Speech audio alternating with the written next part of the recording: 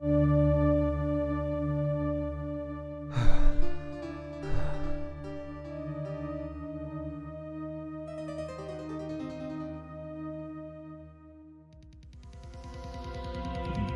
it! Why me? I can't get caught. Not like this.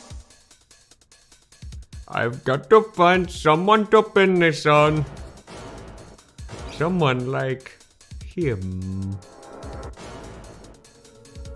I'll make it look like he did it.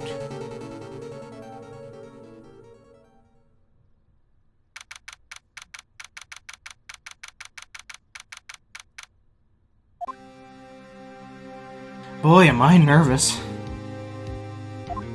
Right. Oh, hiya, Chief. Whew. I'm glad I made it on time. Well, I have to say, Phoenix, I'm impressed. Not everyone takes on a murder trial right off the bat like this. It says a lot about you, and your client as well. Thanks. Actually, it's because I owe him a favor. A favor? You mean you knew the defendant before this case? Yes. Actually, I kind of owe my current job to him. He's one of the reasons I became an attorney. Well, that's news to me. I want to help him out any way I can. I just really want to help him. I owe him that much. It's over! My life, everything, it's all over! Is that your client screaming over there? Yeah, it's him. Death, despair, I'm gonna do it! I'm gonna die! It sounds like he wants to die. Yeah. Nick! Hey there, Larry. Dude, I'm so guilty. Tell him I'm guilty. Give me the death sentence. I ain't afraid to die. What? What's wrong, Larry? Oh, it's all over. I'm finished. Finished! I can't live in a world without her. I can't! Who took her away from me, Nick? Who did this? Aw, Nick, you gotta tell me. Who took my baby away? The person responsible for your girlfriend's death? The newspapers say it was you. My name is Phoenix Wright. Here's the story. My first case is a fairly simple one. A young woman was killed in her apartment. The guy they arrested was the unlucky sap dating her. Larry Butts, my best friend since grade school. Our school had a saying, when something smells, it's usually the butts. In the 23 years I've known him, it's usually been true. He has a knack for getting himself in trouble.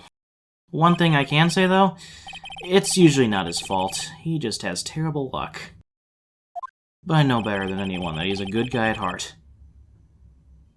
That, and I owe him one, which is why I took the case to clear his name. And that's just what I'm going to do.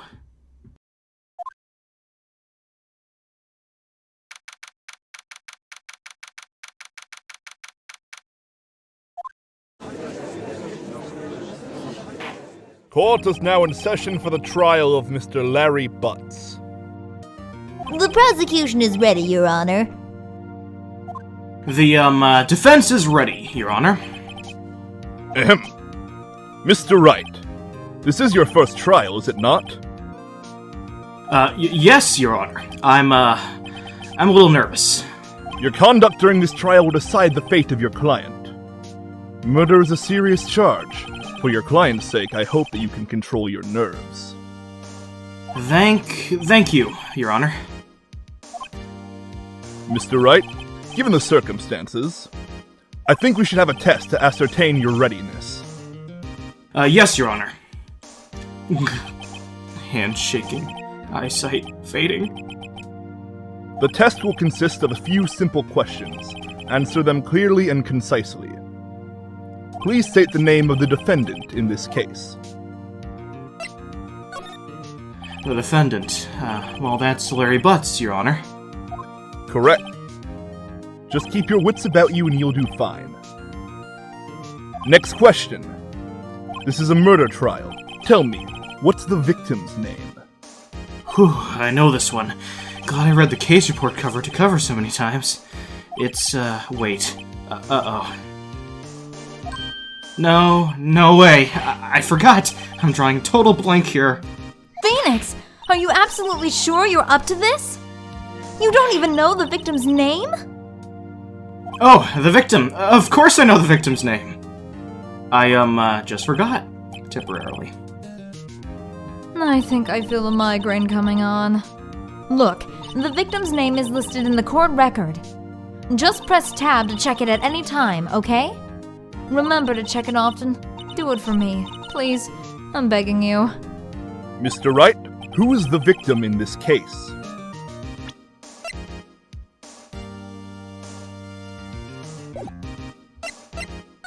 The victim's name is Cindy Stone. Correct.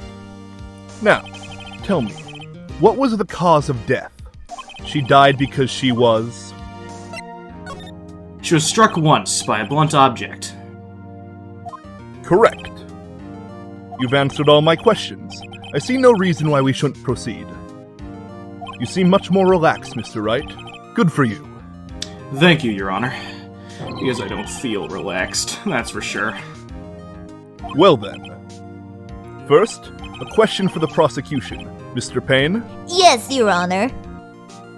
As Mr. Wright just told us, the victim was struck with a blunt object. Would you explain to the court just what that object was? The murder weapon was this statue of the Thinker. It was found lying on the floor next to the victim. I see. The court accepts it into evidence. Right. Be sure to pay attention to any evidence added during the trial. That evidence is the only ammunition you have in court. Use tab to check the court record frequently. Mr. Payne, the prosecution may call its first witness. The prosecution calls the defendant, Mr. Butts, to the stand. Chief, what do I do now? Pay attention. You don't want to miss any information that might help your client's case. You'll get your chance to respond to the prosecution later, so be ready. Let's just hope he doesn't say anything unfortunate. Uh-oh, Larry gets excited easily. This could be bad.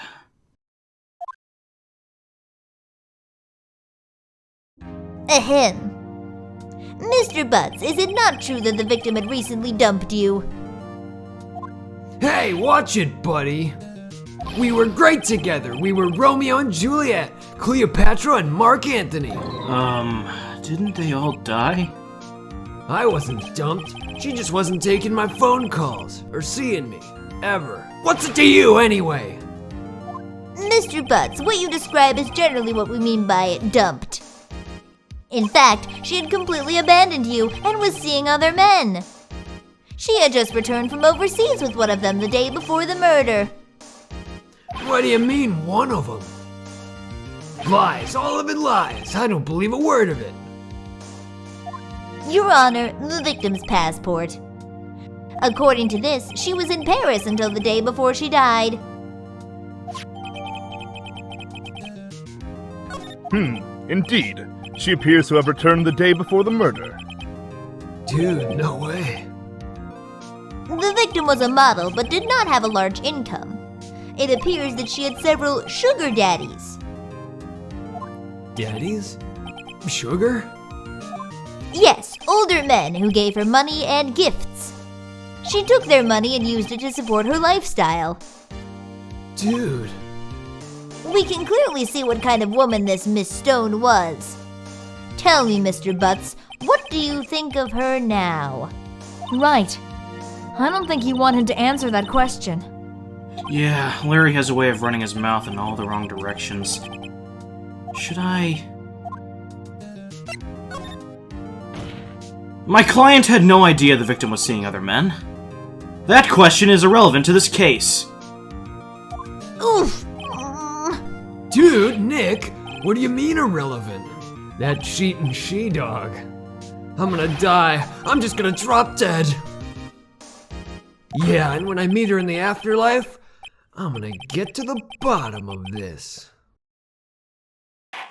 Let's continue with the trials, shall we? I believe the accused's motive is clear to everyone. Yes, quite. Oh boy, this is so not looking good. Next question. You went to the victim's apartment on the day of the murder, did you not? Nope. Well, did you or did you not? Well, maybe I did and maybe I didn't. Uh-oh, he went. What do I do? I know, I'll send him a signal. Tell the truth! Yeah, I was there, I went. Order! Well, Mr. Butts. Dude, chill. She wasn't home, man, so I didn't see her. Your Honor, the defendant is lying. Lying? The prosecution would like to call a witness who can prove Mr. Butts is lying. Well, that simplifies matters. Who is your witness? The man who found the victim's body. Just before making the gruesome discovery, he saw the defendant fleeing the scene of the crime. Order! Order in the court! Mr. Payne, the prosecution may call its witness. Yes, Your Honor. This is bad. On the day of the murder, my witness was selling newspapers in the victim's building. Please bring Mr. Frank Sawhit to the stand.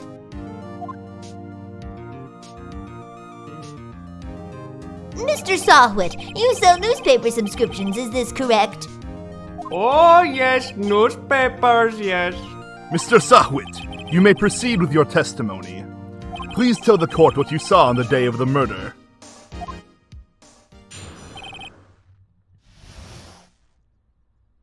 I was going door to door selling subscriptions when I saw a man fleeing an apartment. I thought he must be in a hurry because he left the door half open behind him. Thinking it strange, I looked inside the apartment. Then I saw her lying there, a woman, not moving, dead. I quailed in fright and found myself unable to go inside. I thought to call the police immediately. However, the phone in her apartment was not working. I went to a nearby park and found a public phone. I remember the time exactly. It was 1 p.m. The man who ran was without a doubt the defendant sitting right over there.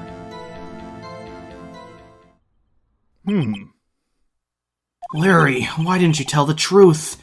I can't defend you against a testimony like that. Incidentally, why wasn't the phone in the victim's apartment working? Your Honor, at the time of the murder, there was a blackout in the building. Aren't phones supposed to work during a blackout? Yes, Your Honor. However, some cordless phones do not function normally. The phone that Mr. Sawhit used was one of those. Your Honor, I have a record of the blackout for your perusal. Now, Mr. Wright. Yes, Your Honor. You may begin your cross-examination. Cross-examination, Your Honor? All right. This is it. The real deal.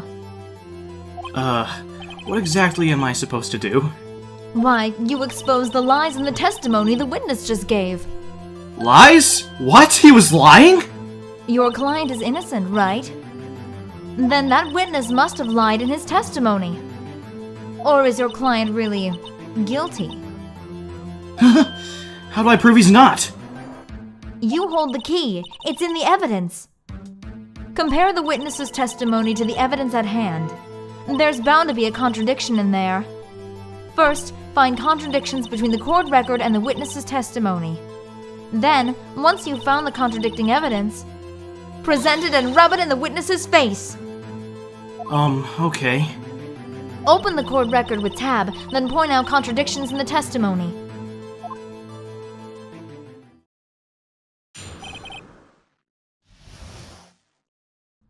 I was going door to door selling subscriptions when I saw a man fleeing an apartment. I thought he must be in a hurry because he left the door half open behind him. Thinking it strange, I looked inside the apartment. Then I saw her lying there, a woman, not moving, dead. I quailed in fright and found myself unable to go inside. I thought to call the police immediately. However, the phone in her apartment was not working. I went to a nearby park and found a public phone. I remember the time exactly. It was 1 p.m. You found the body at 1 p.m., you're sure? Yes, it was 1 p.m. for certain. Frankly, I find that hard to believe. Your statement directly contradicts the autopsy report. The autopsy notes the time of death at sometime after 4 p.m. There was no body to find at 1 p.m. How do you explain this 3-hour gap?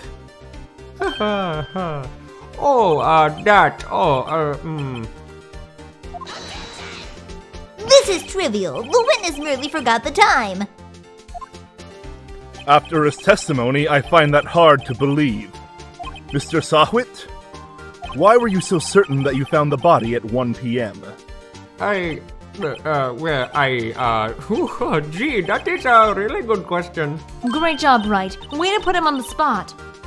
That's all you have to do. Point out contradictions. Lies always beget more lies.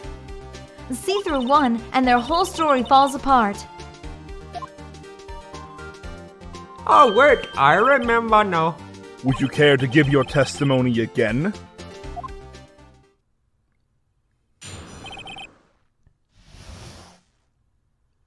You see, when I found the body, I heard the time. There was a voice saying the time. It was probably coming from the television. Oh, but it was 3 hours off, wasn't it? I guess the victim must have been watching a video of a taped program. That's why I thought it was 1 p.m. Terribly sorry about the misunderstanding. I see. You heard a voice saying the time on a taped program. Mr. Wright, you may cross-examine the witness. Right. You know what to do. I've got this one.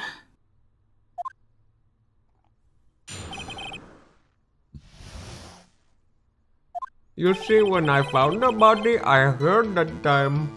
There was a voice saying the time. It was probably coming from the television. Are you sure it was a television and not a radio? Well, no, I guess it might have been a radio. Incidentally, there was no radio on the premises. There was only one large television. Right. I can't put my finger on it, but something about this seems fishy. Something about hearing the television. The witness has testified. He heard the time. Oh, but it was 3 hours off, wasn't it? I guess the victim must have been watching a video of a taped program.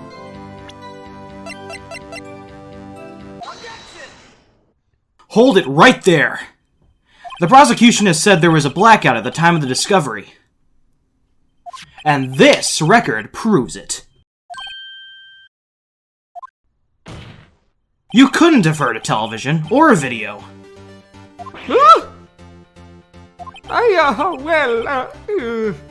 The defense has a point. Do you have an explanation for this, Mr. Sahwit? No, I find it quite puzzling myself, right? Wait, I remember now. Mr. Sahwit, the court would prefer to hear an accurate testimony from the very beginning. These constant corrections are harming your credibility.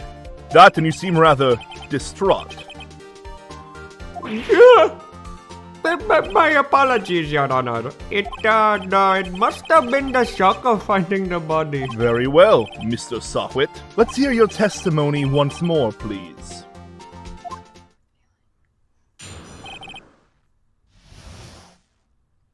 Actually, I didn't hear the time I saw it.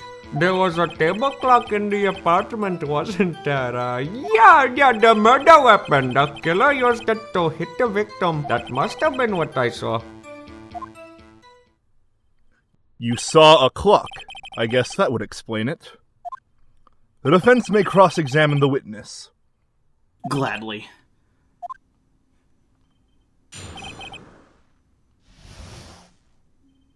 Actually, I did not hear the time. I saw it. There was a table clock in the apartment, wasn't there? The murder weapon. The killer used it to hit the victim. Wait just a moment. The murder weapon wasn't a clock. It was a statue. Now how is this supposed to be a clock? You with your objections and your evidence. Just who do you think you are? Just answer the question, Mr. Sowit. Hey, I saw it there, okay? That's a clock. Your Honor, if I may. Yes, Mr. Payne? As the witness stated, this statue is indeed a clock. The neck is a switch. You just tilt it and it says the time out loud. As it doesn't look like a clock, I submitted it as a statue. My apologies. I see. So the murder weapon was a table clock after all. Well, Mr. Wright, it appears that the witness's testimony was correct. This is a clock.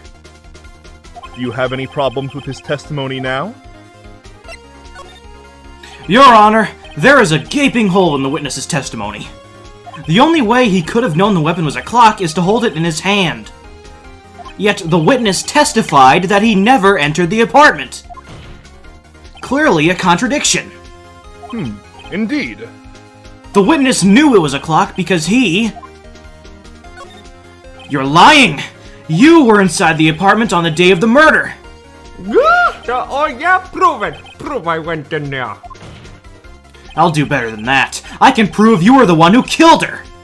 You struck her with the clock, and the shock of the blow triggered the clock's voice. That was the sound you heard! Order in the court! Intriguing. Please continue, Mr. Wright. Yes, Your Honor. Mr. Sowit, the sound must have left quite an impression on you. Understandable, since the murder weapon spoke just as you hit the victim. That voice was burned into your mind. That's why you were so certain about the time. What's the meaning of this? This is all baseless conjecture. Baseless? Just look at the witness's face. Would the witness care to elaborate? Did you strike the victim with the clock? That day, I never... Look, the clock, I heard, no, I mean, I saw the... Shut up, shut up, shut up! I hate you! It was him, I tell you! I saw him! He killed her and he should burn! Burn! Give him death! Order! Order in the court, I say! Your Honor, a moment, please. There isn't a shred of evidence supporting the defense's claims. Mr. Wright! Your Honor? You claim the sound the witness heard came from the clock. Do you have any evidence? The whole case is riding on this. I'd better think it through carefully. Your Honor, the sound Mr. Sowit heard was definitely this clock. A fact which is clear if you simply... Let's sound the clock now, here in this court. Your Honor, may I have the clock? I ask the court to listen very carefully.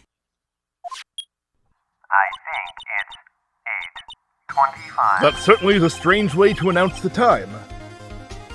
Well, he is the thinker, after all. So, we've heard the clock. What are your conclusions, Mr. Wright? Mr. Payne, can you tell me what time it is now? It's 11:25. Ah! As you can see, this clock is exactly 3 hours slow. Precisely the discrepancy between what Mr. Sowit heard and the actual time of death. So, Mr. Sowit, try to talk your way out of this one. You forgot one thing! Uh-oh, what's he talking about now? Well, it may seem like that clock is running 3 hours slow. It proves nothing! How do you know it was running 3 hours slow on the day of the murder? If you can't prove that, you don't have a case! He's right. How am I going to prove that? Damn it. I was so close. Mr. Wright, it seems you lack the critical evidence to support your claim. Yes, Your Honor. This means I cannot let you indict the witness. Unfortunately, this ends the cross-examination of Mr. Frank Sahwit.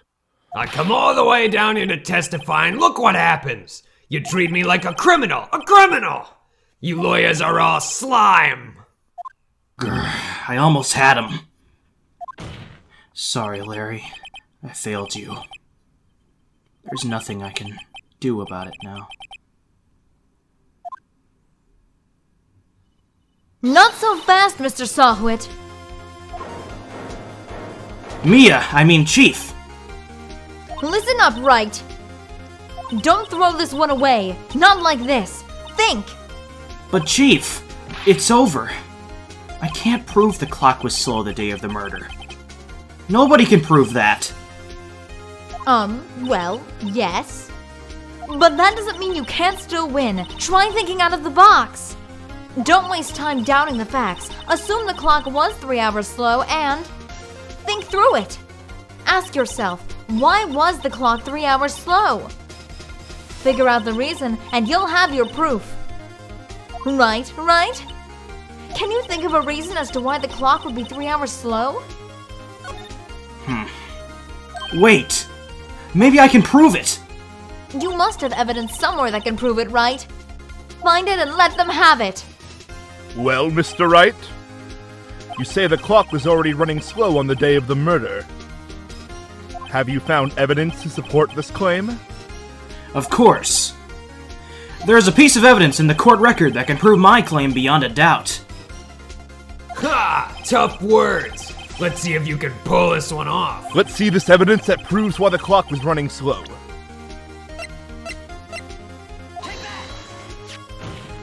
The victim had just returned home from abroad the day before the murder. As we all know, the time difference between here and Paris is 9 hours. When it's 4 p.m. here, it's 1 a.m. the next day there. The clock wasn't 3 hours slow, it was 9 hours fast! The victim hadn't reset her clock since returning home. That's why the time you heard when you struck her dead in her apartment was wrong! Proof enough for you, Mr. Sahwit? Or should I say, Mr. Did It?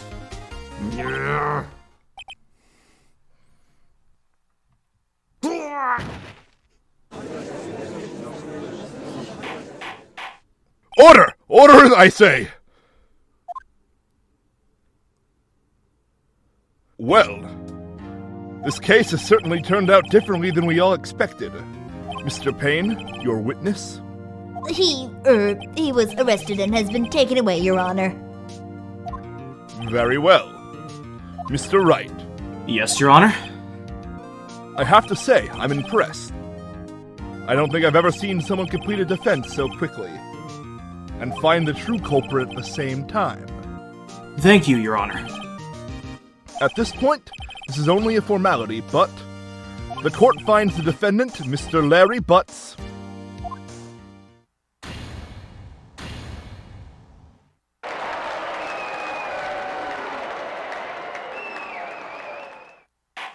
And with that, this court is adjourned. It turns out that Frank Sahwit was a common burglar. He posed as a newspaper salesman to check and see when people were out of the house. That day...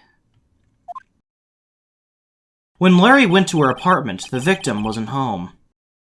After he left, Mr. Sahwit let himself in to do his dirty work.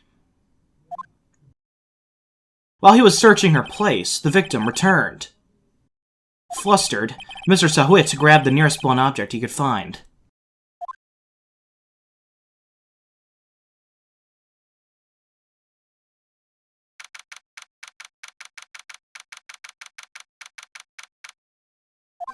Whew, I still can't believe we won. Right. Good job in there. Congratulations. Thanks, Chief.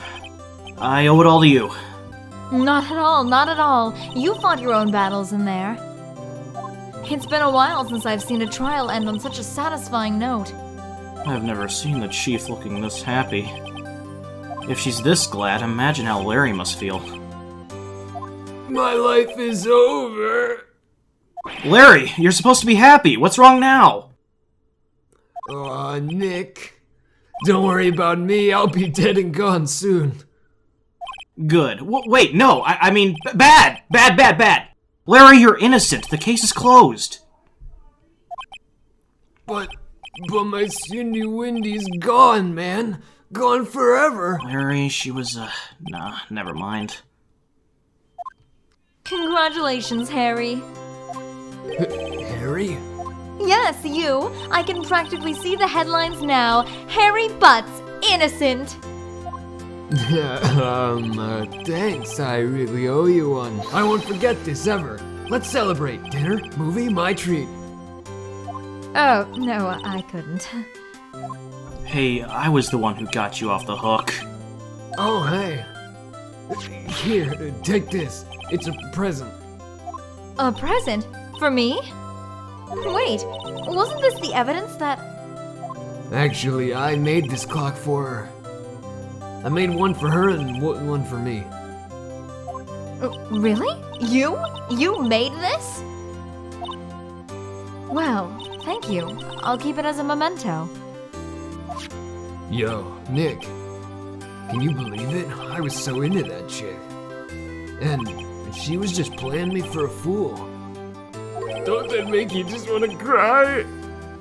Larry. Are you so sure? Excuse me? I think she thought quite a lot of you, in her own way. Nah, you don't gotta sympathize with me. It's okay. Oh, I'm not just sympathizing, really. Isn't that right? Don't you have something to show your friend? Something that proves how she felt about him? Uh-huh. Oh yeah, right. What the heck is she talking about? Check this out, Larry. Proof positive you weren't just some chump to her. Huh? What about the clock? This is the clock you made for her, Larry.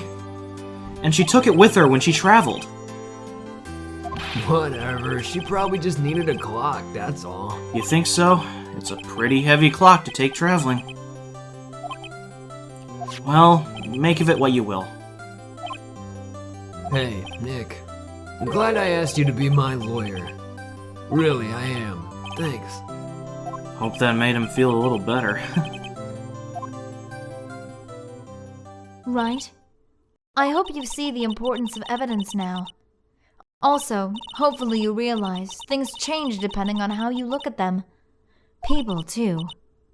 We never really know if our clients are guilty or innocent. All we can do is believe in them.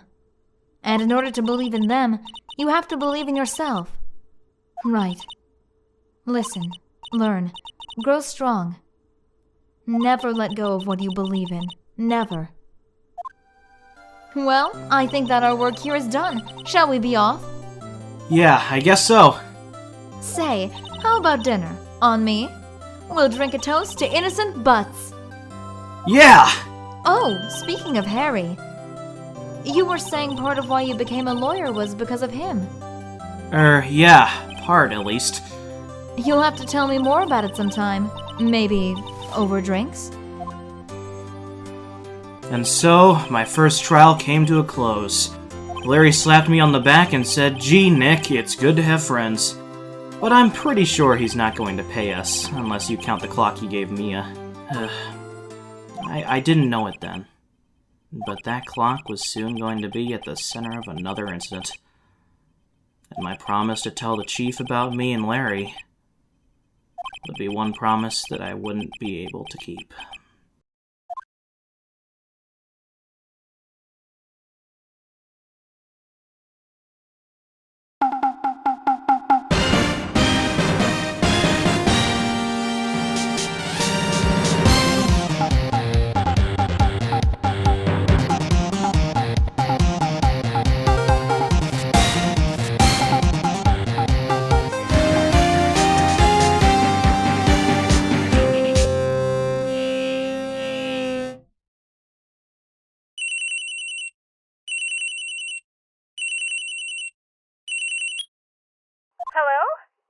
Maya?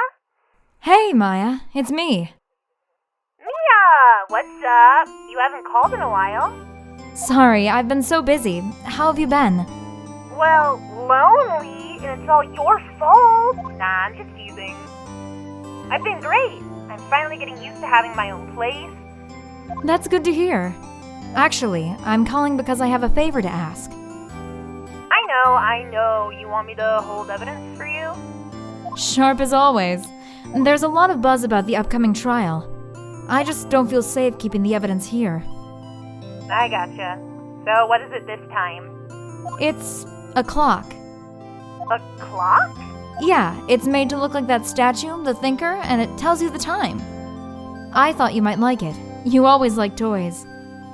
Hey, I'm not a little girl anymore, sis. Now, you know I'm only teasing. I should probably tell you, the clock isn't talking right now. It's not working? That's lame. I had to take the clockwork out, sorry. I put some papers inside it instead. Papers? Is that the evidence then? Can you come by the office tonight, say 9 o'clock, to pick it up? I'll be in a pre-trial meeting until then. Okay, sis, but I expect dinner. Something good, like burgers. I could really go for a good burger.